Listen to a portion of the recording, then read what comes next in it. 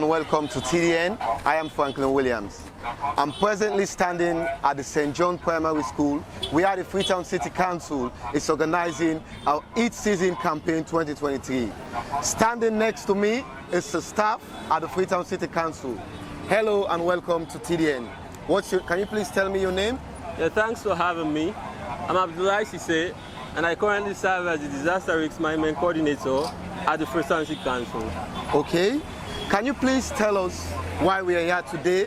Because your office is presently organizing a campaign titled Heat Season Campaign on the theme Stay Cool in the Heat. Can you please tell us about the campaign? Well, this is just awareness raising because climate change is real. And on climate change, there are different risks attached to it.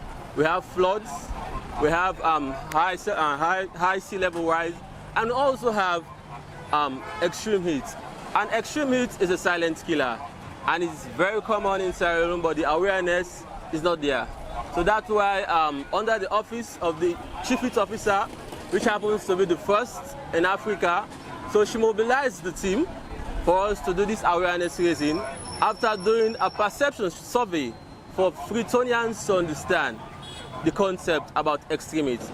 Because on our side, after the perception survey, we found out that the citizens and the country are not really up to speed about the occurrence of extreme heat. So that's why we are now here for us to upscale the awareness raising and campaign. Okay. So who are the people this campaign is targeting? So we are targeting every Freetonians. Hence, you're living in Freetown, we're targeting you. But there are vulnerable groups that we are targeting more so, especially the outdoor workers. So the Chief Heat Officer is passionate about helping people adapt, especially the outdoor workers like the market women and the rest. Okay. So how is it helpful for our environment? So we are going with the theme, stay cool in the heat.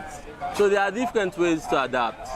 You can make the habit of drinking water regularly. You can also put on like a dark shades on. You can put on a cap. These are just some of the small ways to adapt when there is a very high sun rays within the city. Okay, and also you made mention of people putting on shades and other stuff. So how can people that do not have these shades and all help or benefit from this campaign? So, well, the most common thing we're embarking on as a council is for people to embark on reforestation, because in these past years, deforestation is really rapid because everyone wants to put up a structure at sites that is considered illegal. So we are embarking on planting 1 million trees. But so we also want to raise the awareness. Okay. So to complement our efforts in planting 1 million trees. And also, how long will the Stay Cool Eat campaign last for? So this campaign is for the whole of January. The whole of January? The whole of January. So January is the heat season month. Okay. But the awareness raising continues because we're living in the dries till the rains in May, hopefully. And also you made mention of the first female heat campaign engineer in Africa. Can you please tell us about? Yes, so the first Chief Heat Officer in Africa, Eugenia Kagbo, so she was selected by Ash Rockefeller in the USA. So there are various Chief Heat Officers globally, but she happens to be the first in Africa, and all of them are female. So that shows you how women are taking the lead in climate actions. And also, I saw a Twitter post on New York Times regarding the first Chief Heat Officer. So how laudable is this for your office, the Freetown City Council? Exactly. So this is something that we celebrated because unfortunately for us, none of us in Freetown nominated her. So it was another person from another African country nominated her for her to be part of the Time 100, and she got the award that the whole of Freetown celebrated and the country as a whole. Okay. Lastly, how do you see people will accept this campaign, and also in the long run, what will people stand to gain from this campaign?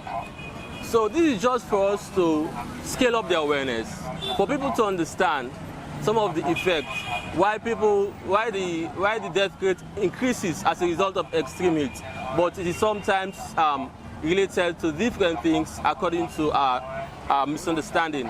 So we want to scale up the awareness for people to understand and help them adapt during this tough period of having extreme heat events. We're setting a baseline to understand what heat means within the context of Freetown, and we're doing that together with the community, because people can be protected if they have the knowledge and understanding of what to do. And most importantly, we are doing this at this moment because January is the start of our heat season for Freetown, and so we want people to understand what that means. If you talk to people today, they will tell you that, okay, so I'll say this in our local language, the place they warm, that means the weather, the temperatures are really rising and they're intense. But then the understanding of what to do is very low. So today we are taking our time. If you look at the banner, we're saying, and I'm holding a bottle of water which says #beats the heat and stay hydrated. Because when temperatures are really extremely high, it's good for you, for your body, to stay hydrated. And there are things that you can do. I'm wearing a sunglasses to protect my eyes and you know, my face from the sun. You can put on sunscreen, you can wear lighter color clothes. So there are things that you can do that can help you to adapt. But at the bigger level, at a more serious level, is what are the things that we are doing to reverse or to reduce this current situation.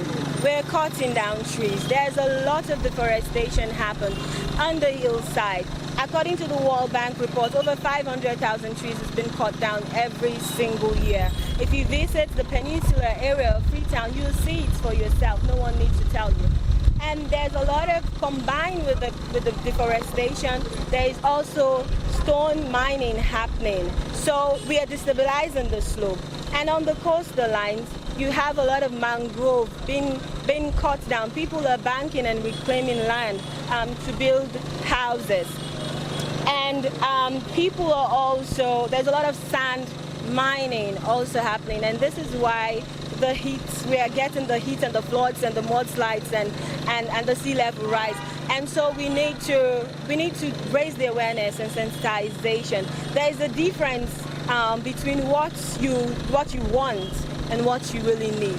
So we need people to understand what they want and what they really need. So you want a house. Yes, you want a house, but what you really need is a sustainable house, a place where you can build and be free from floods and landslides and ensuring that your family and loved ones are safe. And so this is amazing. And we're doing this in partnership with our partners. We have international partners that we are working with. We have the Ashrock Resilience Center. They have been the driving force behind the Chief Heat Officer initiative, working with different CHOs in different cities. We are 10 right now in number, and we're all women. And it's been amazing just to have this community of women to provide support. There are times like when I started, oh my God, this work is intense. How am I going to do this? I'm not a hero. But then I depend on their support because they're also doing things in their space and we're learning from each other. The world is small, it's global, right? So we can all learn and share ideas from each other, irrespective of the different contexts that we are operating in. And we're also working in close partnership on this data assessment with NOAA from the US. They are providing the technical support. They are the ones that brought the temperature sensors and the air bins, and they're providing the technical support in ensuring that after the data is collected, something can be done out of the reports. Yeah, collecting data must be very useful for next rainy season. Yes, so the the good thing about what we're doing, even though it's focused on heat, but it also cuts across different areas of intervention, right? And when you are solving the problems around heat, because it's interlinked, it's linked with, it cuts across different sector, right? It has a multi-sectoral dynamics to it. So from urban planning to urban mobility, because when the sun is really hot and temperatures are high, it's even difficult for people to walk on the streets. So, so to urban planning, to sanitation, to environmental management, to health, to productivity. So there is a lot, so there is a link. So when you solve the problem of extreme heat, you are solving multiple climate risks along the line. And the way that we have designed the route is the route cuts across at 13 catchment areas, which are also tree planting areas. So this data will also serve as a baseline for our trees to understand, okay, in 2023, this was the coverage, and in the next 5 years, we would see also how the trees would have made impact, because this is something we intend to do again and again and again, and to build on this. So I am Alpha Habib Bangura. I'm one of the comms leads for the heat season campaign, and a project lead within the mayor's office. Okay, so what exactly is the heat season campaign all about? So basically, this is a project run by the Chief Heat Officer of Freetown with the support of the Freetown City Council and Atlantic Council. So basically, this campaign is about sensitizing the general Freetown population about the impact of climate change and rising temperatures. Okay. So heat is something that we grapple with, whether you're a young person, whether you're a child, you're an adult, or you're an old person, whether you're a pregnant woman. So different people in Freetown experience heat, but there are different ways that we can actually cope with it. So part of the sensitization, we also encourage Freetonians to adopt these techniques on how to cope with heat.